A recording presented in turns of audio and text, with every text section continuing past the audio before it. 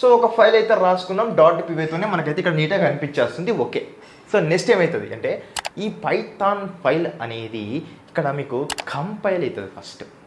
So compile అయ్యి ఈ compiler ఏం చేస్తుందంటే కంపైలర్కి ఇన్పుట్గా పైథాన్ ఫైల్ పోతుంది, అవుట్పుట్గా డాట్ పీవైసీ ఫైల్ వస్తుంది. ఈ డాట్ పీవైసీ ఫైల్ ఏంటంటే దీన్నే మనము బైట్ కోడ్ అంటాము. ఓకేనా, బైట్ కోడ్ మెషిన్ కోడ్ ఒకటి కాదు, గుర్తుపెట్టుకోండి.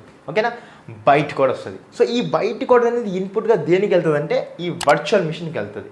ఓకేనా, సో ఎందుకు బైట్ కోడ్ అనేది జనరేట్ చేయాలి అంటే సో దానికి చాలా రీజన్స్ ఉంటాయి. ఒక రీజన్ ఏంటంటే మీకు డైరెక్ట్గా ఈ సోర్స్ కోడ్ నుంచి డైరెక్ట్గా వర్చువల్ మిషన్కి పంపిస్తే అంత స్పీడ్గా వర్చువల్ మిషన్ అర్థం చేసుకోలేదు.